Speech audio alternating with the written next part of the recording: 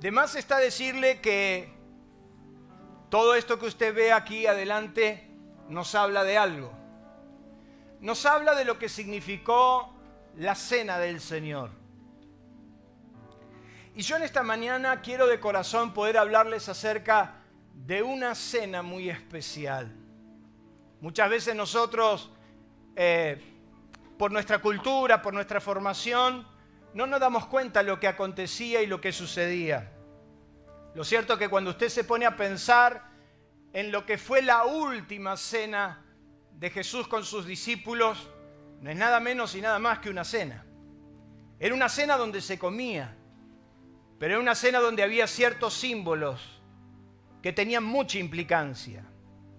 Cuando usted conjuga los 4 evangelios que relatan lo que pasa, algunos le van a agregar algún matiz más importante que otro, pero lo cierto es que era la última cena.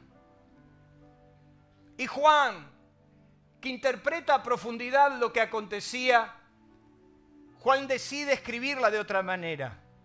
Y en San Juan capítulo 13 dice que cuando llegó la cena, la noche, amando a los suyos, los amó hasta el fin.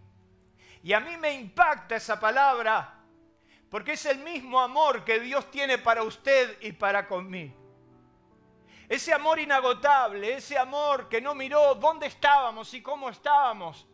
Ese amor tan profundo que fue capaz de buscarnos aún cuando nuestra vida estaba derribada, cuando nuestra vida no tenía destino.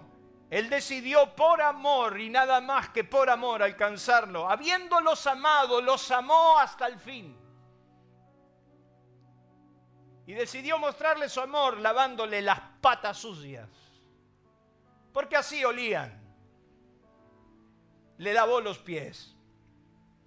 Pero en esa cena, en un momento determinado de la comida, dice que cuando fue la hora, Lucas lo va a describir de una manera mucho más fuerte.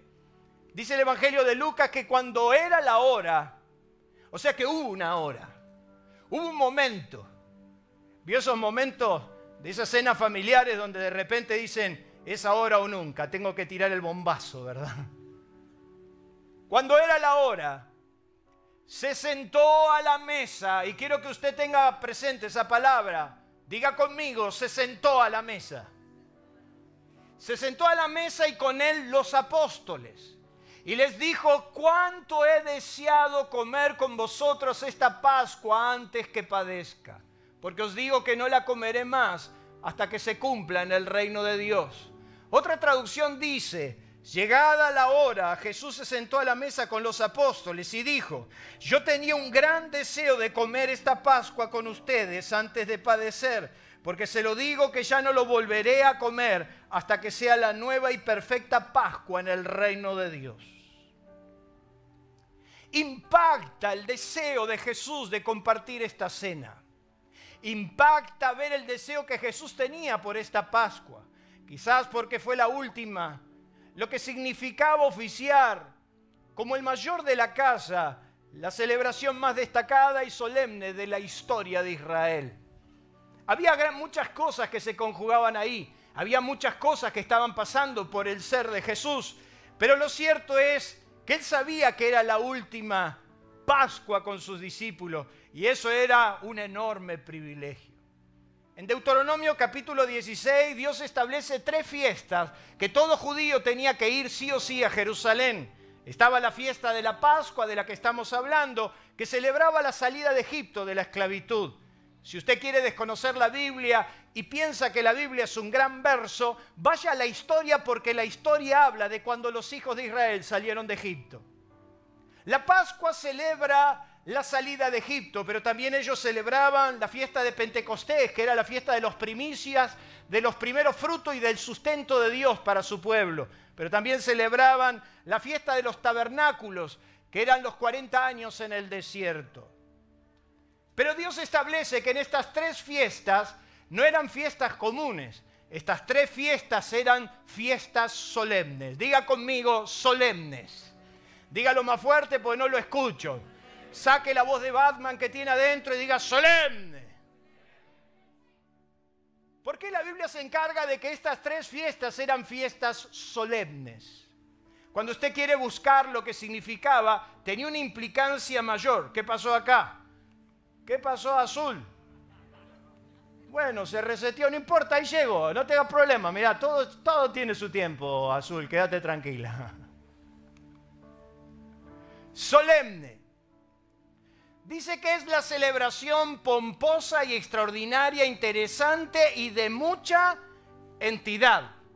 Quiere decir que estamos en una fiesta pomposa, una fiesta extraordinaria, diga conmigo, extraordinaria, interesante y de mucha entidad, pero también solemne. Dice que es aquello que es destacado, primoroso, digno de singular preparación y autoría, y también dice que es algo majestuoso e imponente. Estas 3 fiestas, Dios dijo, serán fiestas solemnes. No será una reunión cualquiera, no será una reunión donde podemos ir de cualquier manera, sino que será una fiesta extraordinaria. Será una fiesta donde vamos a celebrar algo. Y yo creo que hoy estamos celebrando algo, ¿sí o no? No era una fiesta normal, no era un acontecimiento normal, era sumamente importante. Y era tan importante que el que oficiaba la cena tenía el doble de responsabilidad. En la antigüedad lo oficiaba el mayor de la casa, o el papá de la casa, o el sacerdote del hogar.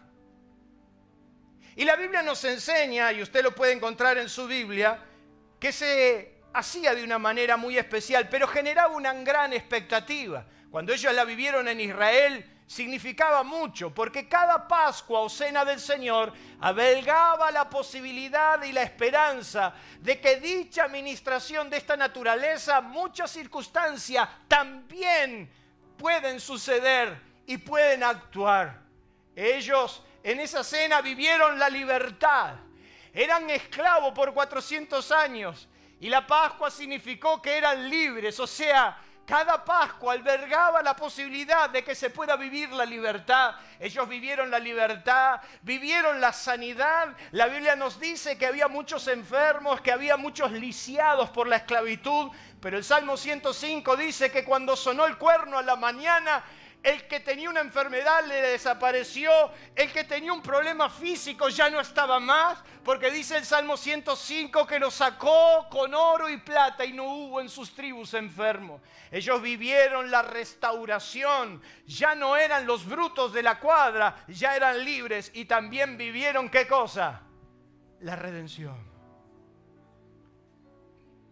La experiencia para ellos era esa.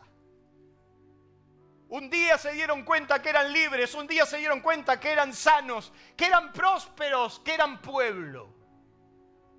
Entonces cuando Jesús dijo, cuánto he deseado compartir con ustedes esta Pascua, es que existía la posibilidad de que esas cosas puedan pasar. Y yo quiero decirte hoy en el nombre de Jesús que esas mismas cosas pueden pasar hoy en tu vida. ¿Cuántos dicen amén? Hoy podemos ser libres. Hoy podemos ser sanos, hoy podemos ser prósperos, hoy Dios puede hacer el milagro. ¿Cuántos dicen amén? En una Pascua. Ellos se acostaron pobres, esclavos y enfermos y se levantaron libres, ricos y sanos, y la diferencia fue que esa noche todos comieron cordero. Y si en esta noche comemos cordero, hablo simbólicamente, todas estas cosas pueden pasar. El deseo cumplido, la esperanza que se renueva, la expectativa que se cumple. ¿A cuántos se les ha caído la esperanza en este último tiempo? ¿Cuántos han perdido la ilusión de que se puede salir adelante? ¿Cuántos han perdido la confianza de que Dios puede hacer algo? Capaz que por muchos años esperaste y de repente, mire si sucede hoy. Mire si usted en esta mañana se va con su milagro en sus manos. ¿Qué le parece? Hoy, al participar del Cordero, a participar de la mesa del Señor, todo es posible por la mano de nuestro Dios. Denle un fuerte aplauso a Dios por eso. El deseo cumplido, la esperanza que se renueva.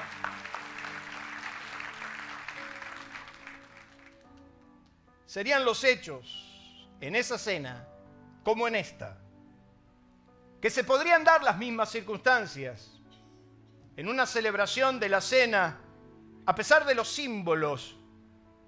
Hay mucho significado y una gran explicación. En primer lugar, si usted lee la Biblia, va a encontrar que existió un lugar específico. Jesús no era lo que decía, ¿dónde pinta la onda? Nos vamos para allá. Es interesante que a lo largo de la Biblia usted puede encontrar que los lugares son especiales para Dios. Que cada vez que Dios quiso manifestarse a la vida de una persona, también buscó un lugar, consagró ese lugar y ese lugar pasó a ser superlativo. Los lugares son muy importantes para Dios. Los lugares que se consagran, los lugares que Él determina. Para Israel, por ejemplo, Dios le dijo que donde usted hubiera un altar, donde se hiciera memoria a su nombre, y Dios le dice a Israel, altar levantarás para mí, y donde yo hiciere que esté la memoria de mi nombre sobre ese altar, yo vendré y los bendeciré. Quiere decir que cuando se levanta un altar a Dios, no hay forma, la mano de Dios va a venir. Y cuando levantes altar, entonces yo vendré ahí y los bendeciré. Y a lo largo de la historia bíblica usted encuentra hombres que cuando levantaban altares, Dios se manifestaban. Mírenlo sino a Jacob, que huyendo de su hermano en Betel, encontró a Dios en lo alto de los cielos, que le decía, yo soy el Dios de tus padres, la tierra que estás te la voy a dar a vos y a toda tu descendencia. Mire qué interesante, porque indudablemente los lugares son importantes. Diga conmigo, los lugares son importantes. Para Moisés, cuando Dios se encontró con Moisés, dice que se encontró en una zarza, y cuando Moisés se acercó y quiso ver qué estaba pasando, dice que Dios le dijo, Moisés, quita el calzado de tus pies porque el lugar en que estás, ¿qué cosa? Tierra Santa es. Por eso la semana pasada cuando me fui a Mar de Ajó me saqué los zapatos porque entraba a Tierra Santa. Los lugares son importantes. Salomón cuando erigió el templo o la casa de Dios, Dios le dijo a Salomón, yo he elegido este lugar para que esté la memoria de mi nombre y para que esté mi presencia. En este lugar mis ojos estarán abiertos, mis oídos atentos al clamor de todo aquel que venga. Para Jesús, la Pascua la tenía que hacer en un lugar especial. Y la Biblia nos dice que los discípulos le preguntaron a Jesús, ¿dónde haremos la Pascua? Y entonces dice que Jesús les dijo, vayan a tal lugar y encuentran un hombre que va a salir de tal manera y díganle a ese hombre, el maestro quiere vivir la Pascua en tu casa. En tu casa celebraré la Pascua. Y yo bendigo a Dios porque hace 1 año y medio que nosotros no hemos podido hacer la cena del Señor, pero desde nuestra casa pudimos hacer la cena del Señor. Y fue una experiencia extraordinaria. Los lugares son importantes. Hoy nosotros hemos determinado que este lugar es el lugar donde juntos vamos a celebrar una Pascua. Y no es menor, porque Dios ha diseñado que esta casa sea casa de oración y puerta del cielo. ¿Cuántos dicen amén? Suele decir su pastor que no se puede respetar ni mucho menos adorar lo que no se dignifica. Cuando hacemos tan común las cosas, cuando todo pasa a ser tan normal, le perdemos el sentido de lo divino. Y yo quiero decirte que esta casa no es cualquier casa. Esta casa no está a nombre de nadie personalmente, porque esta casa es la casa de Dios. Es un lugar especial donde la gloria de Dios sí o sí siempre va a estar. ¿Cuántos dicen amén? Jesús eligió el lugar, Gustavo. Dijo, yo quiero ir en esa casa porque ese lugar es distinto. Pero también estaba, ¿qué cosa? La compañía. Jesús decidió que esa Pascua la tenía que vivir con sus más íntimos, con sus más allegados, con sus discípulos. Dice que sentado en la mesa con los apóstoles, los que estuvieron con él a lo largo de todo el tiempo, los que pasaron las buenas y las malas, su familia más cercana, su familia más directa. La compañía. Dicen por ahí que dime con quién andas y te diré. La compañía hace la diferencia. Y si uno quiere llegar a un destino, tiene que buscar personas que piensen lo mismo, sientan lo mismo y vayan por el mismo lugar. Lo que conocemos como la ley de la agrupación. Dice Proverbios, el que anda con sabios, sabio será. Pero el que se junta con burladores o con escarnecedores será quebrantado. Quiere decir que muchas veces yo necesito la compañía del otro, hasta inclusive la de Judas. Porque por si usted no lo sabe, en esa noche, uno de los que se sentó a la mesa con él era Judas. O sea que los traidores también son necesarios. Diga conmigo, los traidores también son necesarios. Porque eso sacan lo mejor de vos. Porque eso te ponen a prueba. Imagínense a Jesús lavándole los pies a Judas, sabiendo que lo iba a entregar. Pero él se juntó con sus apóstoles, con los que estuvieron en las buenas y en las malas, los miró a los ojos y le dijo, esta es la última noche, pero es un gran comienzo. No solamente estaba el lugar, estaba la compañía, estaba la mesa. Antes, cuando éramos chicos, la mesa era importante. Y cuando mamá llamaba a la mesa, más vale que corras a la mesa. Y en la mesa había códigos. No se empezaba a comer hasta que papá no oraba. Y David era el más desubicado, siempre quería comer algo. Pero hasta que papá no oraba, no era la señal de largada. Ahora cuando papá decía amén, no quedaba nada arriba de la mesa.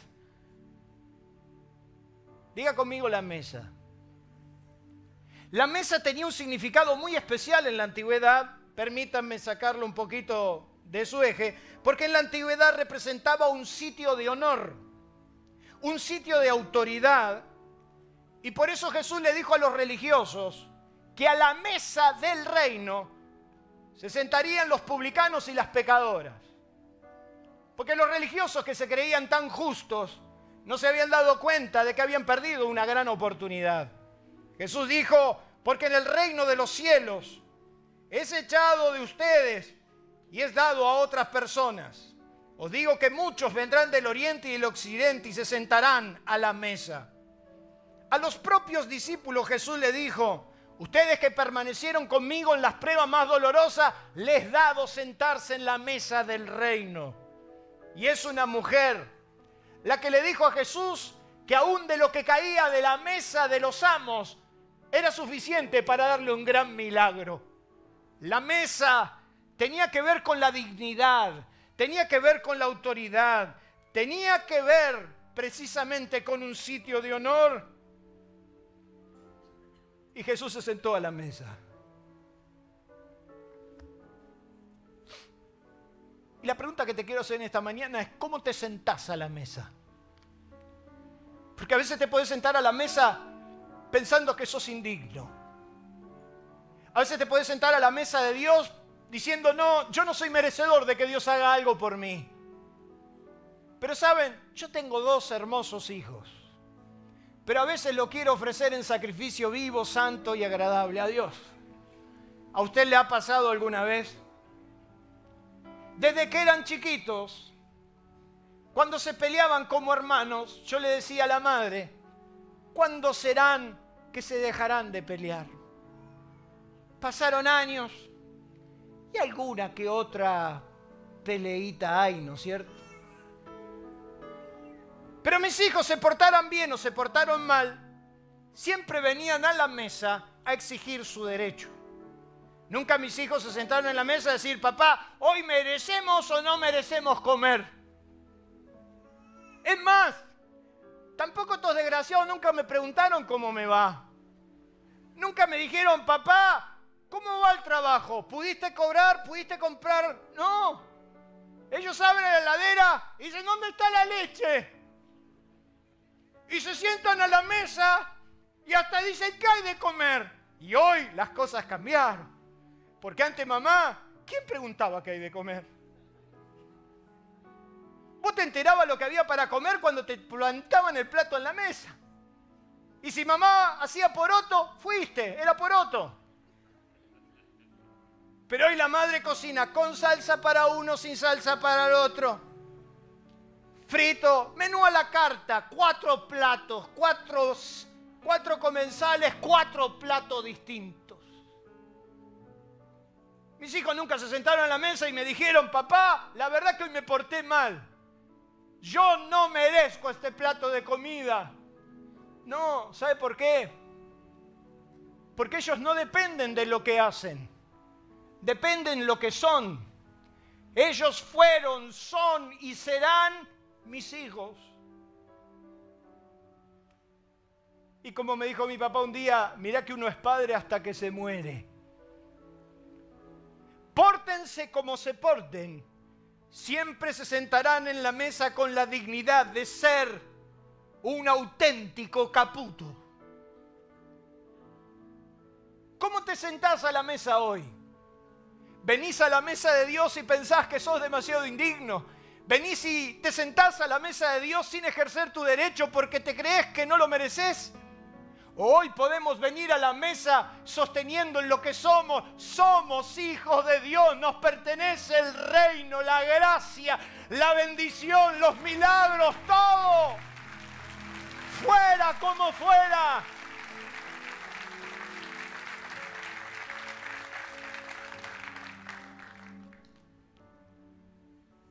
Pero estaba el pan. Y dice la Biblia que Jesús tomó el pan. Algo le pasa a esto. Bueno, ya vamos a llegar, quédese tranquilo. El pan, símbolo del cuerpo de Jesús y el alimento principal que los judíos reconocieron a lo largo de 40 años. Jesús, cuando aparece en escena, Él dice, yo soy el pan de vida. El que viene a mí nunca tendrá hambre, y el que en mí cree no tendrá sed jamás.